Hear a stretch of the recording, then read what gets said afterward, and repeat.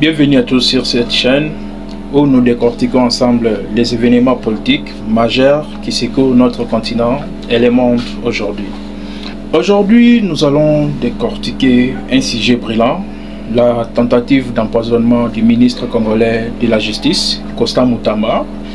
Une affaire qui, à première vue, peut sembler simplement criminelle, mais qui cache en réalité des luttes de pouvoir intenses au sommet de l'État. Pourquoi a-t-on voulu faire taire ces ministres? Qui sont les véritables responsables de cette tentative d'assassinat? Quels sont les enjeux sous-jacents? Je vous propose une analyse profonde et objective de cette affaire. Mais avant de commencer, je vous prie de vous abonner à ma chaîne si vous n'êtes pas encore abonné à cette chaîne. Merci beaucoup. Le 1er septembre 2024, une information bouleversante a secoué les paysages politiques congolais. Constant Mutamba, ministre de la Justice, aurait été victime d'une tentative d'empoisonnement. Selon ses proches et certaines sources confidentielles, l'empoisonnement aurait été planifié lors d'un événement officiel où le ministre était entouré de plusieurs personnalités influentes. Ce type d'agression, malheureusement, n'est pas une première dans la politique congolaise et africaine en général. Mais pourquoi Constant Mutamba? Pour comprendre pourquoi on a tenté de l'éliminer, il faut d'abord cerner les rôles et l'influence du ministre Constant Mutamba dans la politique congolaise actuelle, à charge de la justice dans un pays où la corruption, le clientélisme et les réseaux d'influence sont profondément enracinés. Je sais qui est derrière. C'est pas ma tête qu'il cherche, il cherche la tête du chef de l'État. Et qu'il sache que je ne vais pas reculer d'un seul pas. Et la bataille est lancée, la provocation est lancée et nous allons nous battre. Je pense que j'exécute les instructions du chef de l'État et les choses doivent être claires. Nous allons nous battre contre les réseaux mafieux jusqu'au bout. Ça là, c'est la terre de nos enfants.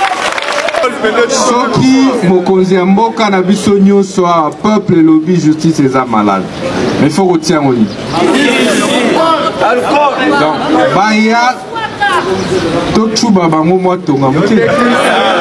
Olanda caprice ya mwana moketo azobela mazoki makisi. Il faut ko kanga ye na maboko. Merci beaucoup. Mutamba s'est imposé comme une figure qui ne plie pas facilement sous la pression. Ces réformes récentes visaient à renforcer l'indépendance de la justice, ce qu'il a placé en confrontation directe avec puissants acteurs politiques et économiques. En dénonçant les abus et en cherchant à exposer certains scandales financiers, Mutamba s'est fait de nombreux ennemis. On peut imaginer que cette tentative d'empoisonnement pourrait être une réponse à son audace. Qui aurait intérêt à les voir disparaître? On est mafieux, non pas parce que on est moins payé ou sous-payé, mais parce que on a intégré la mentalité de la mafia et qui devient congénitale. C'est pourquoi vous verrez des millionnaires que l'on place à des postes de responsabilité détourner l'argent.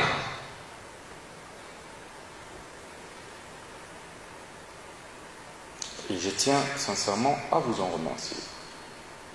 Je demande et instruis tous les autres directeurs de prison à emboîter les pas. Cette question nous amène à explorer les différents acteurs qui pourraient être derrière cette tentative. Trois hypothèses principales émergent lorsqu'on cherche à comprendre qui pourrait être à l'origine de cette tentative d'assassinat. Dans un pays où la lutte pour le pouvoir est féroce, Constant Mutamba pourrait être victime de rivalités internes au sein du gouvernement ou de son propre parti. Certains membres influents craignant de perdre des privilèges ou d'être exposés par des réformes du ministre auraient pu décider qu'il valait mieux l'éliminer avant qu'il n'aille trop loin dans ses enquêtes. Magistrats, avocats, personnel judiciaire qui sera attrapé, main dans le sac, prison. Prison, en flagrance. Donc on ne blague pas. Donc nous tenons à vous remercier, faites confiance en votre justice. Désormais, plus rien ne se fera comme avant. Le Congo est aussi marqué par la présence de puissants réseaux économiques, parfois illégaux, qui s'enrichissent à travers des pratiques douteuses, détournement de fonds, exploitation illégale des ressources minières et autres trafics, en cherchant à renforcer la justice et à poursuivre certaines figures clés de ces réseaux.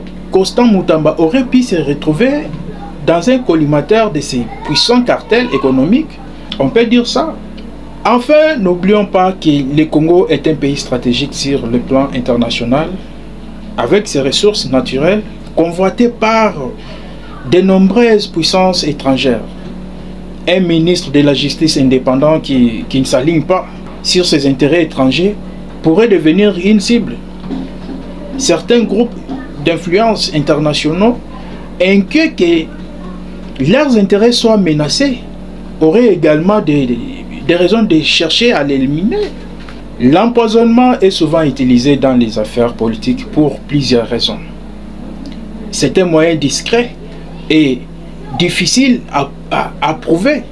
Si Mutamba avait été empoisonné et que sa mort était attribuée à une cause naturelle ou à une maladie soudaine, cela aurait évité un scandale public et empêché des enquêtes plus poussées.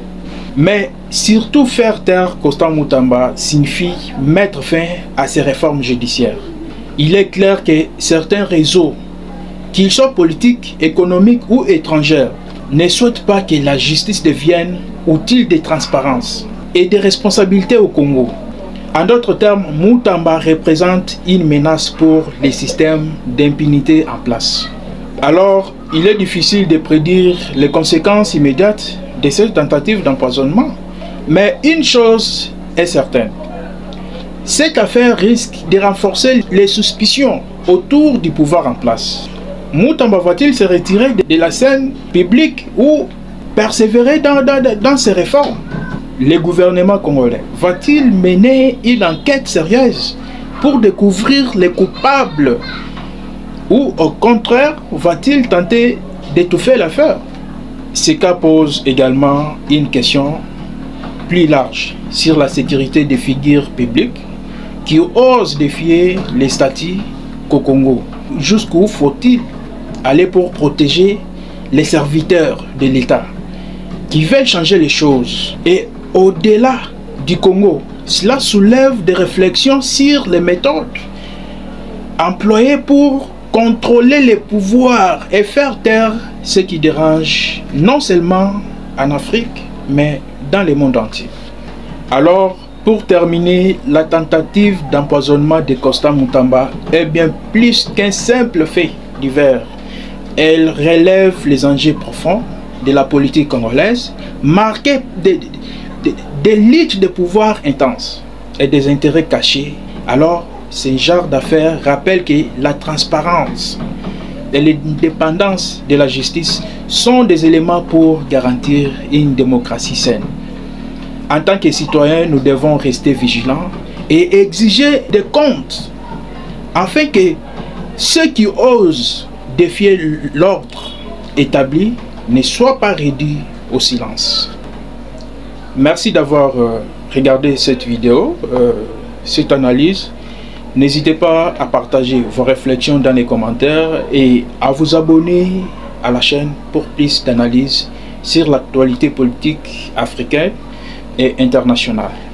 Merci beaucoup et à la prochaine.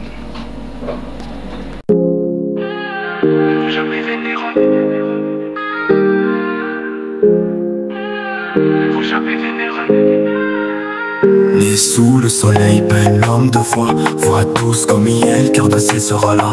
Dans les larmes et les joies, il brille sans égard, toujours droit et loyal, même quand tout est noir. Sous la lune il brille, amour infini, présent pour les siens, pas d'ennemis, fier guerrier des mots, cœur pur tel en roi, porte-flamme d'espoir éclaire nos voix. Un jour il mourra pour la vérité, sans honte ni peur, son cœur affrété, lumière dans l'ombre, guerrier sacré, l'homme bien belle, à tout jamais vénéré, des roses et des pierres sur son chemin, toujours bienveillant, jamais en vain, la force de l'honnête dans chaque refrain, rappelle-nous peine qu'il faut rester humain. Quand la tempête souffle, il reste debout, forteresse de la paix, jamais il ne s'écroule. Dans ses yeux la sagesse, dans son cœur le feu, toujours prêt à combattre pour les justes vœux.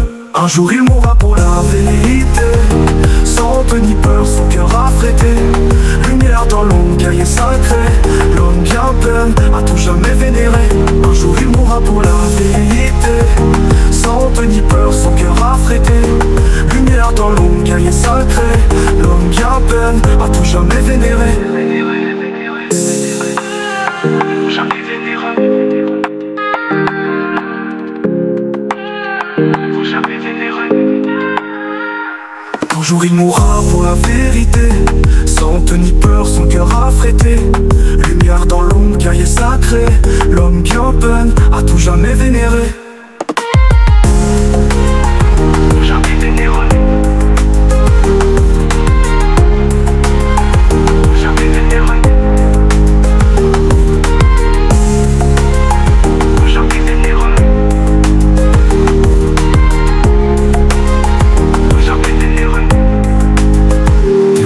Des pierres sur son chemin, toujours bienveillant, jamais en vain, la force de l'honnête dans chaque refrain, rappelle-nous peine qu'il faut rester humain.